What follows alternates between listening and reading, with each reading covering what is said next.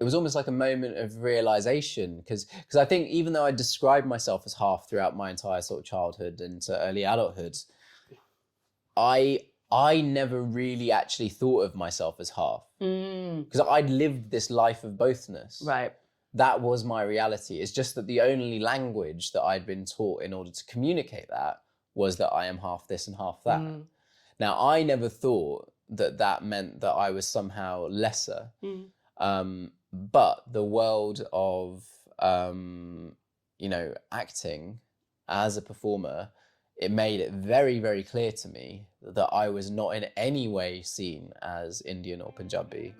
And that because of the way I look, there would never really be an opportunity for me to engage with that part of who I am, or be involved in telling those stories. Hello and welcome to the Third Culture Therapy podcast with me, Layla Maghribi, where we explore the intricate, sometimes difficult, and always fascinating relationship between heritage and mental well-being. Those of you here for the first time, thanks so much for joining us, and to our regular listeners, welcome back. Just now, you heard the voice of Jassa Ahluwalia, an actor, filmmaker, and writer born in Coventry to a white English mum and a brown Punjabi dad. Jassa has built a successful career, starring in shows like Some Girls, Ripper Street, and Peaky Blinders, and in his brilliant debut book, Both Not Half, he tackles the complex experience of mixed heritage, pushing back against the notion of being half of anything. I've always been fascinated by the way our different identities overlap and blur, no matter how much society tries to catalog them. And so Jassa's view that self-definition means more than just the sum of your parts really chimed with me. As well as diving into his radical re-understanding of identity, we also touch on the ways Jassa has used his voice to challenge stereotypes around mixed heritage in the acting industry, as well as the steps he's taken to embrace his Sikh background.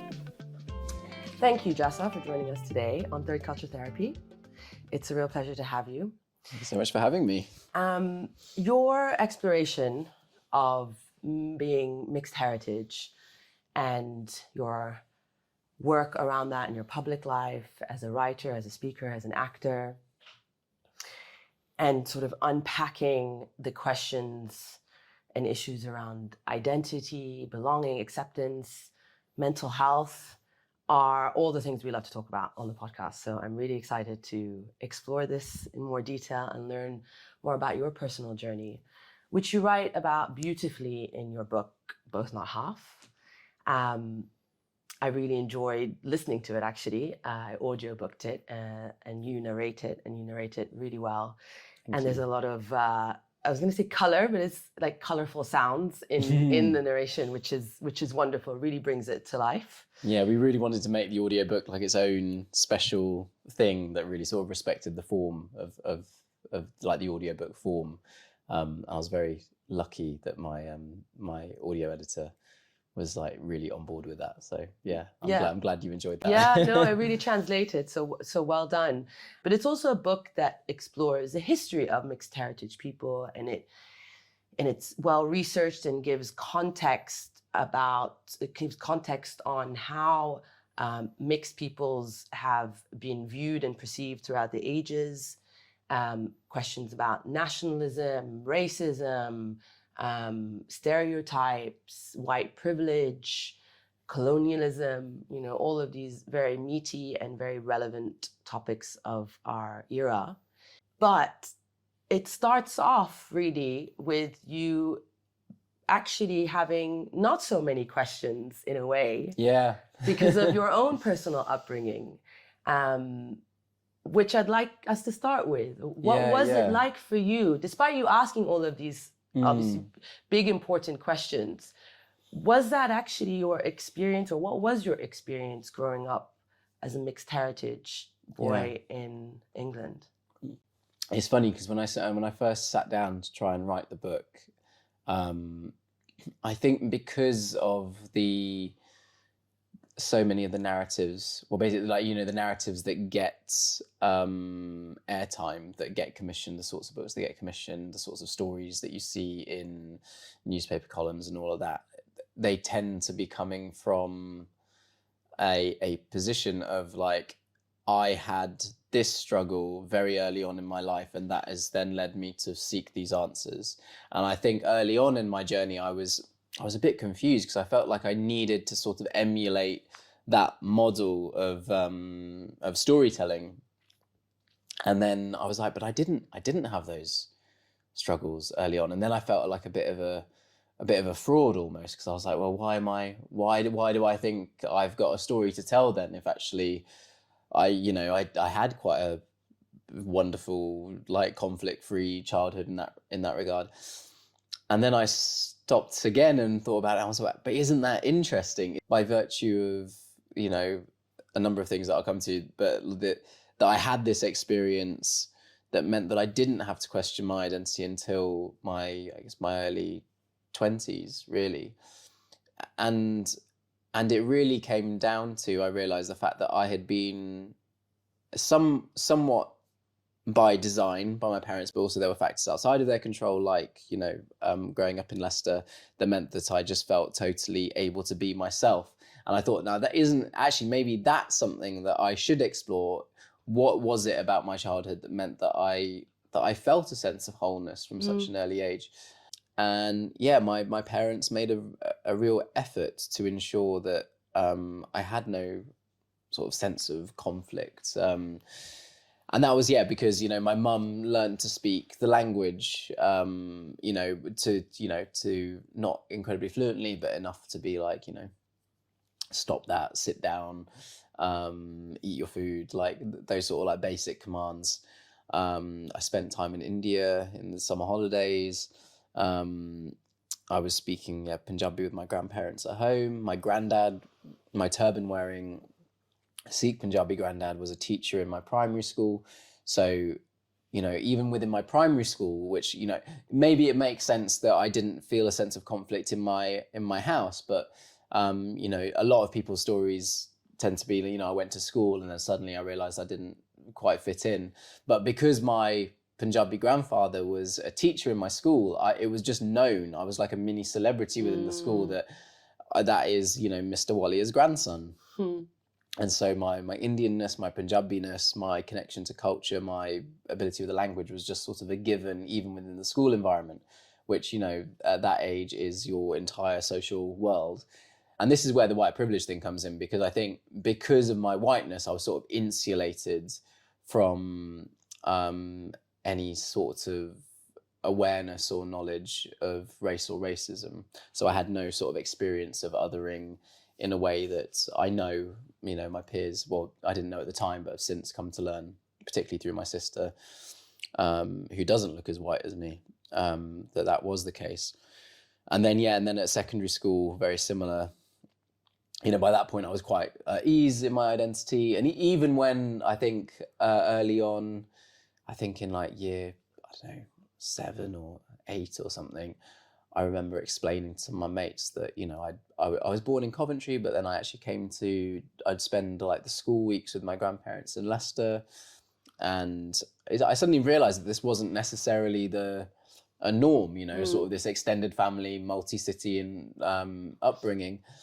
But even then, even though I felt, I was like, oh, that is weird. Yeah, I guess most people just grew up with their parents and they visited their grandparents. I think that was another opportunity which could have been an opportunity for othering. But because I think, again, insulated by my whiteness, it just meant that I became, at least in my mind, I was just like, I'm a guy with a slightly interesting backstory. There was nothing about that made me feel out of place. And I think that is to do with like the larger environment of growing up in Leicester as well, which is an incredibly mixed heritage city. And so, like the Diwali celebrations in Leicester are some of like the largest outside of India. You shut down half the city. You have a massive firework display that rivals like London's, New Year's firework display.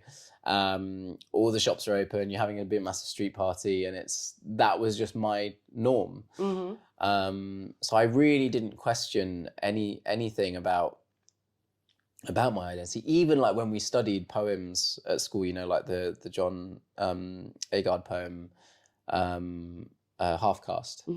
And like it just I sort of knew that I was meant to think about it in a certain way because that's what the mark scheme like wanted of me, but I never really identified with it strongly because in a way to me I was like the term half caste,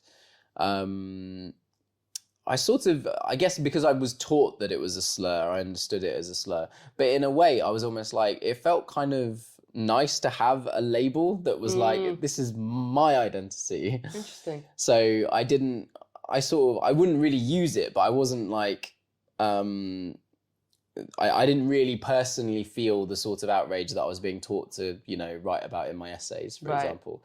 Because the world in which I was living was not one that appeared to be creating any problems for me. It wasn't rejecting you or being derogatory towards you. So these negative outward manifestations generally associated with mixed halves, people of color, weren't directed to you. Is that what you're saying?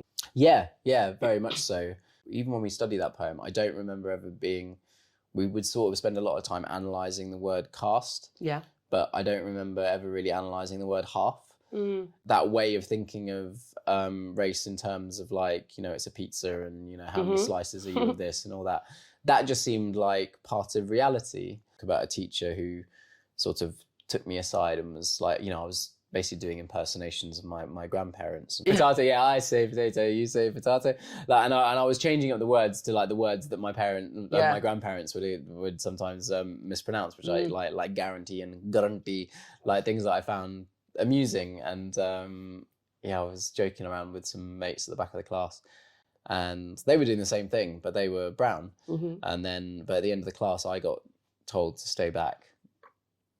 And this teacher who was also South Asian basically told me off for doing an Indian accent. And I was like, and initially I thought, oh, maybe she's looking out for me because maybe she's like, look, most people aren't going to assume from looking at you that's part of your culture, your heritage.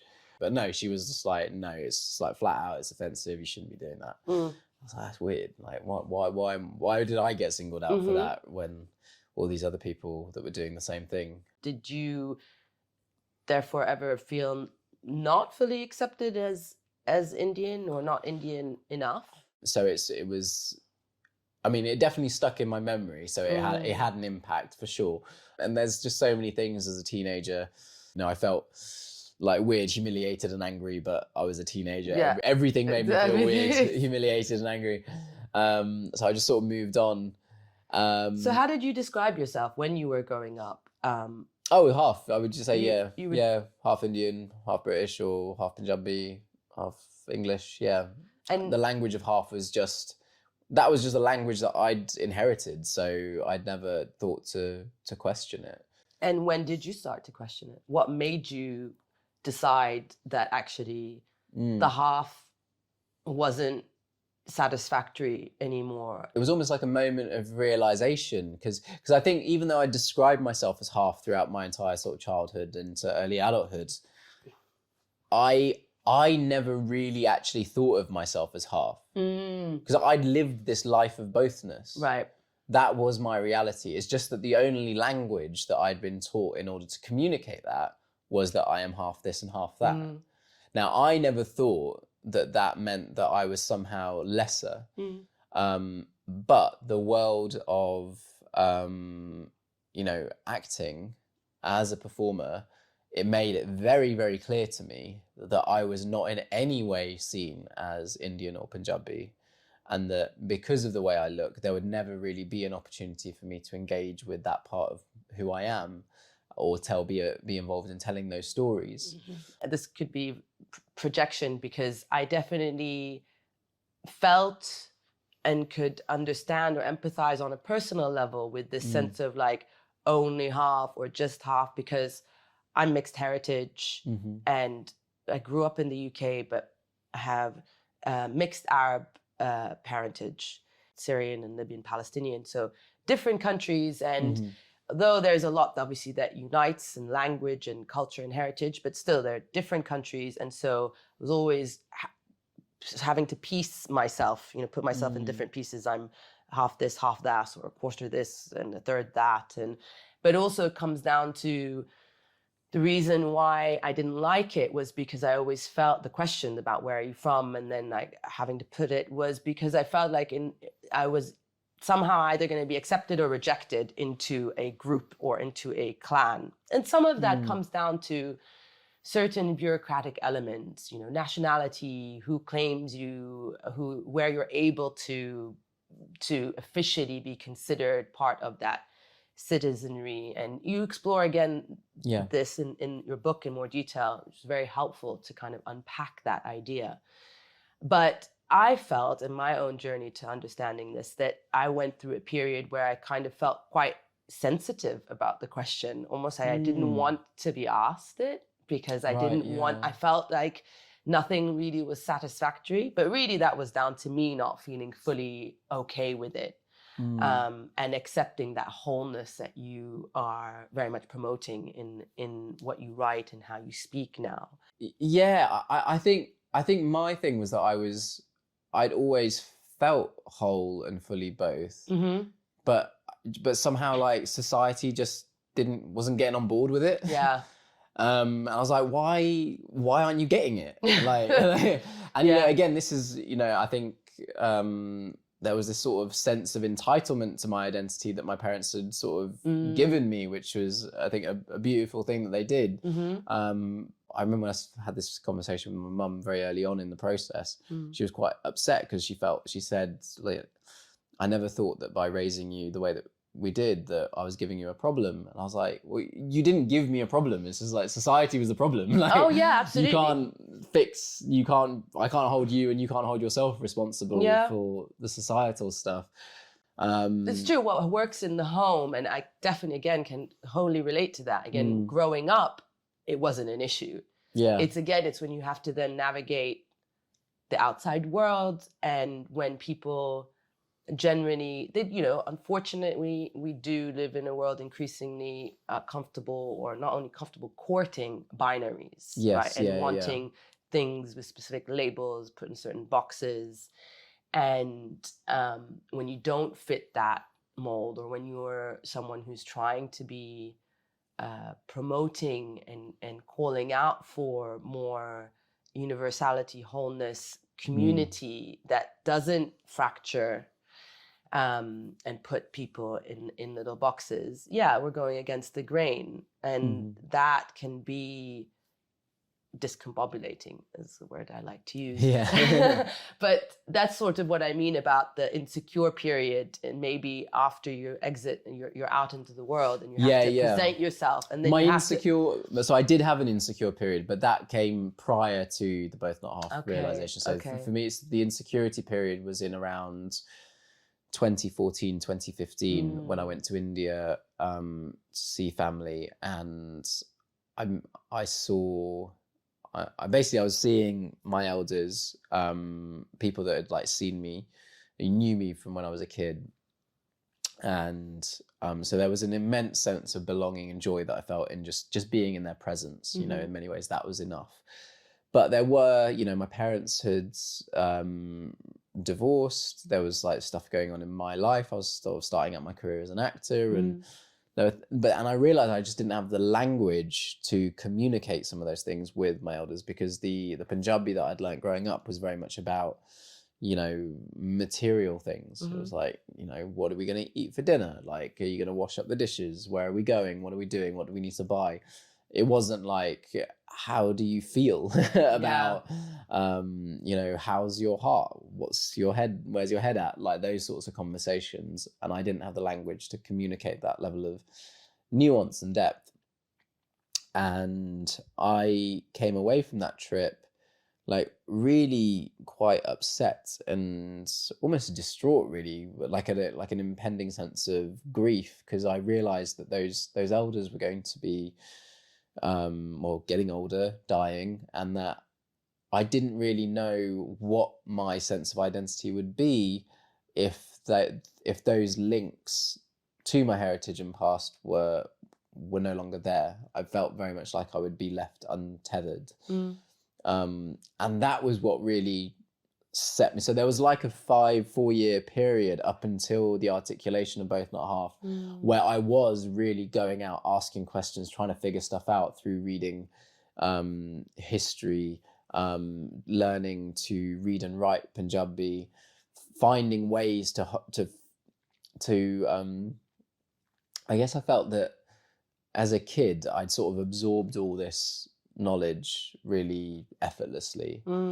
And I'd started to feel like adulthood would just be this little sort of long deterioration of that knowledge. Right. And that, you know, that I would never be able to speak Punjabi as well as I did when I was a kid. And that my sort of connections to India and family would, you know, gradually weaken and dissolve over time as that generation died and sort of family dispersed.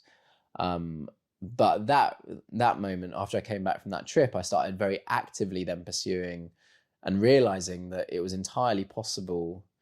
Well, the realization I had was that I was sort of pining for this lost childhood. I was very much sort of caught up in a very sort of intense nostalgia. And I realized that I needed to sort of set that nostalgia aside and focus on wisdom, basically. And so I sort of used the story of His Dark Materials as like, I sort of reread that around that time, and I really discovered that sort of trilogy of books is very much about the journey from the naivety of childhood to the wisdom of adulthood. And I sort of reflected on that myself, and I was like, oh, okay, I'm gonna pursue wisdom. So I started pursuing, like, learning to read and write Punjabi so that I could develop a relationship with a language that didn't require like direct communication with elders who wouldn't be around forever. Right. It meant that I could then, you know, start engaging with texts in a way that I hadn't been able to before, reading the history, starting to develop my own sort of sense of where I came from historically. And I suddenly became aware that it was entirely possible to have a incredibly rich adult life and a future in which my relationship with my identity and heritage could get stronger. Right. And that was like a joy. It was just like, oh yeah, I'm both. I'm not half. And then it was like, oh yeah, I am both. And I think I realized that was how I'd always felt about myself. Yeah. And that was the breakdown that I hadn't realized was happening with society at large. That they saw me as half. Right. And actually it then became about changing that mindset and that attitude. And that's why, you know, the title of the book is Radical New Approach to Mixed Heritage Identity as opposed to Mixed Race Identity. It was really important to me that, you know, I mean, one of the fundamental ideas of the book is that we all have mixed heritage. Yeah. That is, I think, a universal thing. I completely understand why people were saying, oh, I can relate to this in many ways. Because when I was listening to your book, I thought in the first when I read it, or when I picked it, I was like, I'm going to understand more about what it means, you know, the mixed heritage of Punjabi in English. Yeah. And this is going to be my learning, like an insight into a different world that I'm not familiar with. And it was, but it was much more than that. It was actually much more a case of me seeing myself as well in it. And you also articulate that in the book. And you expand on the themes in terms of the mixed being, whether it's mixed in, not just in heritage identity, but in sexuality or in nationality. And so it really is a radical new approach to looking at identities at large, actually, not just being of mixed heritage. I wonder, why do you think people actually connected with it as strongly as they did? I mean, initially it came as a shock. I thought that what I was exploring was quite a niche and specific topic that related to just, you know, me and my experience. And the fact that it seemed to resonate beyond was like really, I mean, it was wonderful because it felt like I was suddenly developing a sense of community, which I didn't realize I was going to get. So one of the really lovely things is that I'd meet people at events all the time. And it's like my favorite phrase to hear from somebody who's either been to a talk or read the book is, I'm not mixed race, but like it really, but there's usually like, I'm not mixed, but and they go on to explain that, maybe, they've got a parent who was from, I don't know, like the north of England, and one parent from the south of England, or parents from different class backgrounds, or I think we've all got this sense of that we are multiple. We are multiple beings, and our identities form and reform in different settings and environments all the time. And I think, and like you say, we live in a society that sort of likes people to pick, are you this thing or are you that thing? And I think perhaps people intuitively sense from both Not Half as a phrasing that it is inherently, it's a non-binary approach, being like you can inhabit more than one thing at the same time, without one diminishing the other. So I guess, without wanting to toot my horn too loudly, it's like, I think it's because it feels true on some level. And I think, whether that's intuited or understood intellectually, I think that's what resonated with people when they encountered it as an idea. It's quite welcoming as well, isn't it? And it's quite accepting. It's not othering, but also it's not exclusionary. If you like this episode and are looking to find out more, then please do visit Third Culture Therapy Pod on Instagram, YouTube, and Substack, and listen to the show on all the usual channels. And please do consider supporting our work by donating a cup of coffee or two to the team via our Patreon. You do touch on in the book some of the challenges that you faced on this journey, perhaps in grappling with the idea that some of your past through elders, as you mentioned, who might be passing and understanding your heritage and where you fit into it, belonging, acceptance, that also impacted your own mental health at certain points, that you were struggling at times. And there were some of these themes really did kind of shake you internally and did sort of put you a little bit off balance. So I'd started very regular therapy whilst writing the book, and I don't think that's a coincidence. I think inevitably when like something like this, which is memoir, partly memoir, where you're digging up past experiences and reflecting on formative experiences, formative memories, all those things, that it's incredibly rich and rewarding, but it can be, opening those boxes can be quite volatile. I was trying to write this book thinking that I needed to write the definitive mixed heritage experience book that would sort of answer every question for everyone, that I would somehow heal and solve everyone. And in doing so, by getting to be that person that could take care of everyone through, this incredible sort of seminal thing that I was going to write, that in some way would then make me feel whole and grounded and safe. So I think I'd had the realization of the book before, but the therapy had made me sort of really understand what was going on there. And I'm very open about this in the book. I talk about the first year of writing the book, I was struggling incredibly hard because I was stuck on this. And partly it was this, it's all sort of wrapped into each other, but there was this sort of savior complex that I somehow needed to solve the problem for everyone, and therefore, make myself worthy of the attention that I'd been given. But also it was coming from there's a big part of ego in that as well, of wanting to sort of, be that guy. What was the success? And I understood this as a storyteller, was that I shared my story, and along the way I discovered things, I found research, and I shared that, and people found that interesting. But that was only interesting in the context of my story. And people were able to reflect and see themselves reflected in my story, and it became meaningful to them. I was like, all right, so that's all I need to actually do. Yeah. So was it also therapeutic then in and of itself, the writing? Oh, of it? hugely, Yeah. hugely. Yeah. Because I'd be like writing stuff, figuring it out, and then get to like talk about that like in therapy. And, Yeah. yeah, and it was also good then. My editor was very good because it was very therapeutic. There was also a lot in the original drafts, which was just like massively oversharing. Yeah. Dear diary. Yeah. I was like, wow. And my editor was very good. She never made a fuss about it, but it was like stuff would just get deleted. Yeah.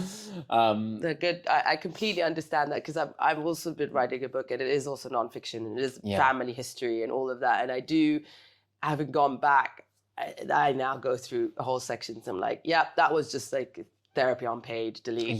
That was for your diary, delete. Like, but it's really your point about stories and sharing, and kind of having the starting point being so much, just a lot of weighty responsibility, the sense that there needs to be some big opus, that this needs to be so impactful to the world.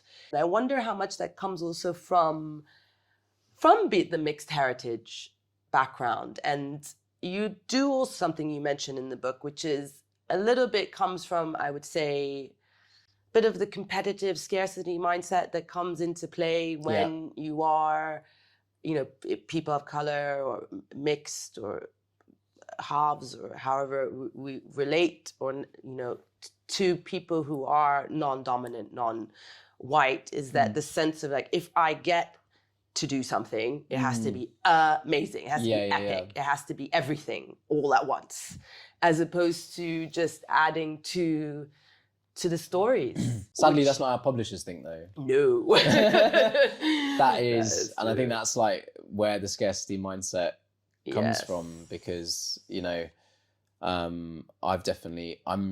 feel it's wonderful now that I've got to know other mixed writers who are writing about the mixed experience, but we as a community of like, we made a conscious effort to make ourselves a community, whereas had we, I think, listened to the publishing industry, we would have constantly felt like we were in competition. Yeah. But it is a journey of transformation. It is a journey, but it came about because it was your particular journey, and what is unfolding and what you are learning about yourself, but also about your culture, your different cultures, and then also about the world at large and how it perceives you and people like you, and where you want to place yourself in it.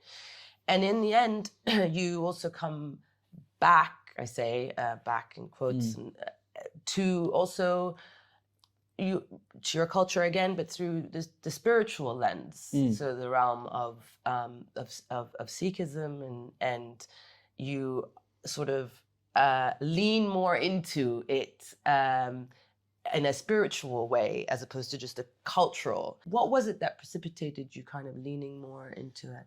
I was trying to figure out how I felt about my Sikh identity. Like you say, I felt very comfortable identifying as culturally Sikh, but I didn't know if I could describe myself as a Sikh.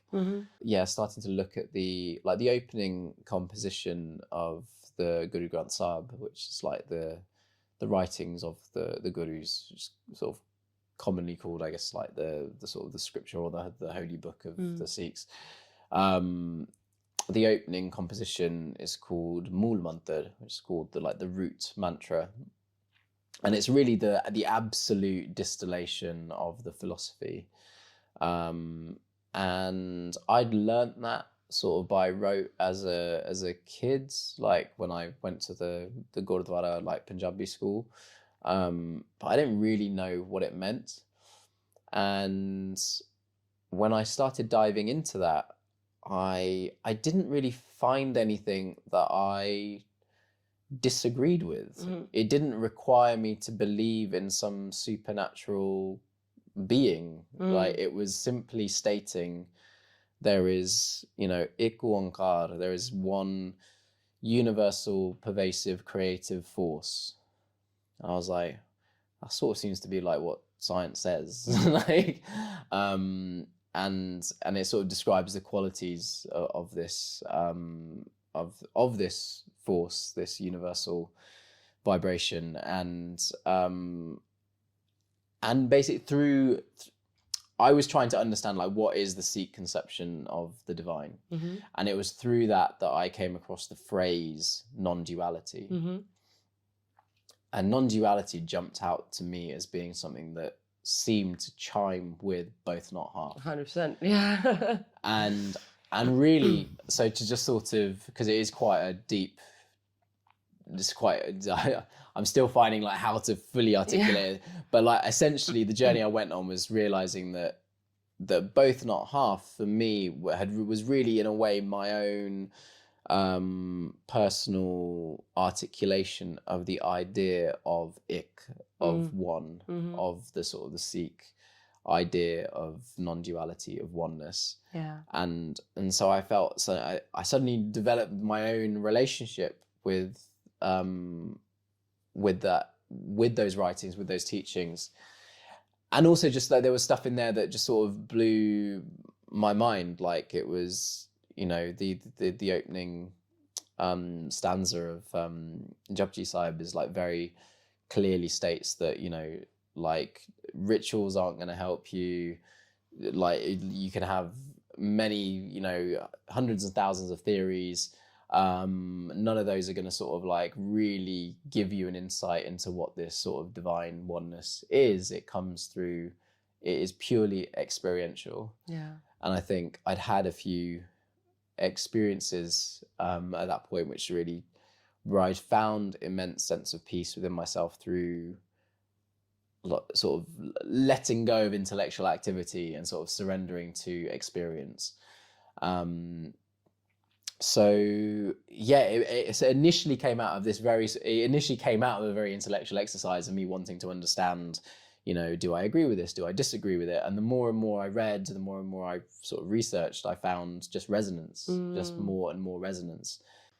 In the book, you also touch on the film industry and its representation, or perhaps lack thereof, but more specifically, representation of people of mixed backgrounds like yourself. Yeah. You've spoken obviously about being white presenting and having the advantages that brings in terms of access to opportunities.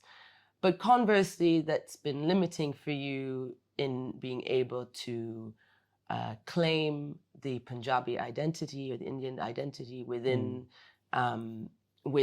roles because you don't outwardly appear so. How have you balanced the fact that on the one hand you do have the privilege of being white presenting versus wanting to expand the roles in your roles as someone of mixed heritage? So I'm not looking to force my way into being cast for roles that are like written for, you know, brown people. I'm not trying to say like I should be, you know, playing Pi in Life of Pi. Like that's not what I'm out to do. I would like to see more.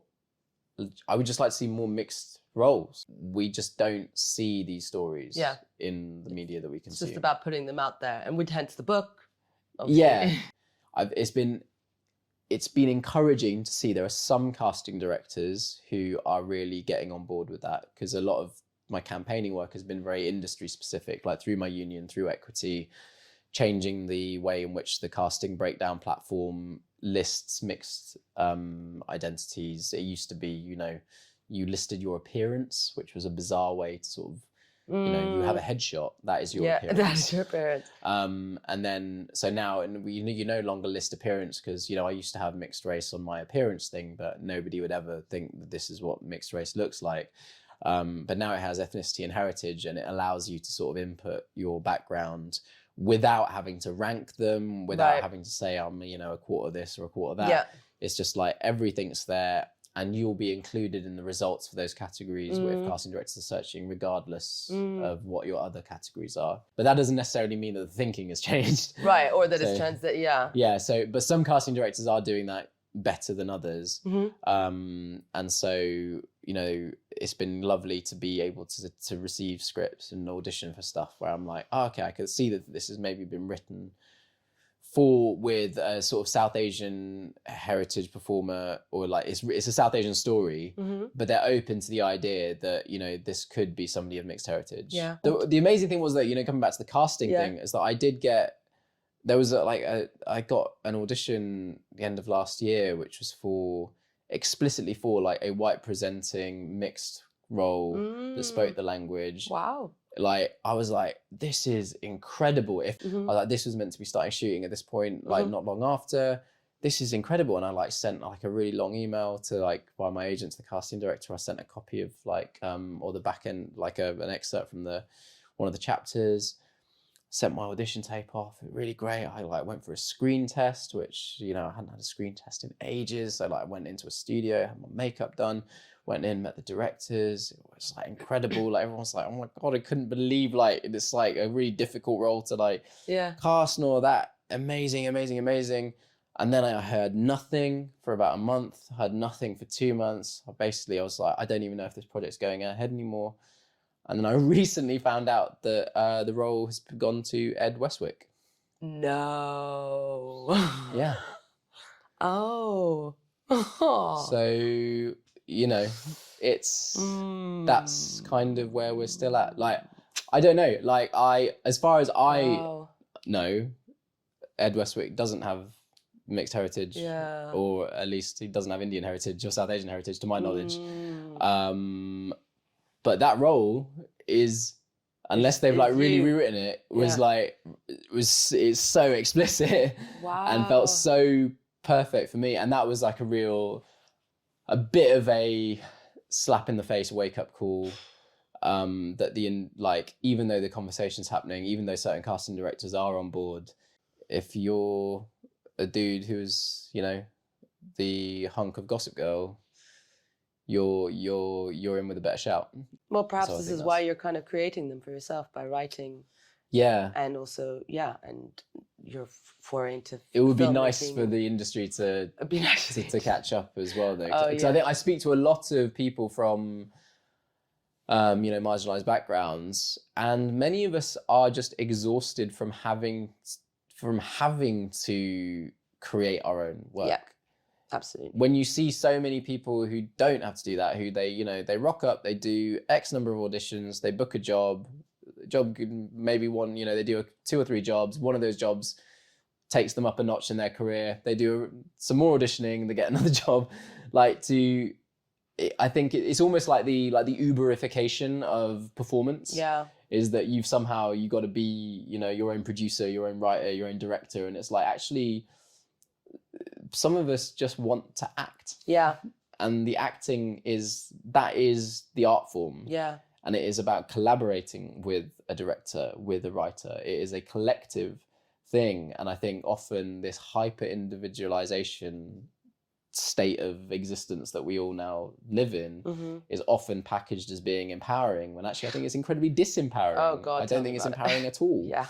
100%. Yeah. So what's next then for you? Next, I am trying to just rest and recover as much as possible. Well, good. That's definitely something we advocate on the pod. Yeah, 100%. Yeah. Because actually, when we connected and when we were chatting about this, I was like, we were trying to like figure out a date. I was like, maybe I could just do it like in. It was like, I almost looked at like what was my next available free day. Yeah. And I was like, no, you remember this? You've done this before. I've stacked up so many events or done so many things back to back, and talking about this stuff is quite emotionally draining. And I enjoy doing it, but if I do too much of it in a tight period of time, I'm like, why can I not get out of bed? Yeah. Well done you for recognizing that and being quite diligent with yourself and saying, actually, I need the time. And yeah, I mean, honoring what you have to offer, and the weightiness of it. Yes, it's something you love, as you said, in the same way I love doing this, but it doesn't mean that it's easy or it's always light. It takes a lot, you know, it takes a lot of energy and emotion and feeling. And I, like you, I'm sure, want to arrive with all of that. And that means it also needs the time to replenish and to recover and to learn. So I thank you for giving your time and for resting well enough to be able to come here and share all that you've shared today. It's been incredibly enlightening. I honestly could spend the rest of the day chatting with you about it. Yeah, me too. Yeah. But this isn't even our first conversation, is I it? know, Like, and I've listened to the whole book, and I still want to know more. So yes, I do encourage all to listen or read your wonderful book, Both Not Half, and to celebrate the wholeness of us all in all our myriad shapes, sizes, and backgrounds. And thank you again, Jassa, for being here. Thank you. So the wholeness of us all, that is exactly what this book is about. So thank you for putting it so, succinctly. Yeah, you're most welcome. Thank you. Great. I would love it if you would like, follow, and review this episode. And please share it far and wide with friends, family, colleagues, the lot. Every little click from you helps elevate this podcast, allowing me to carry on producing great content for you.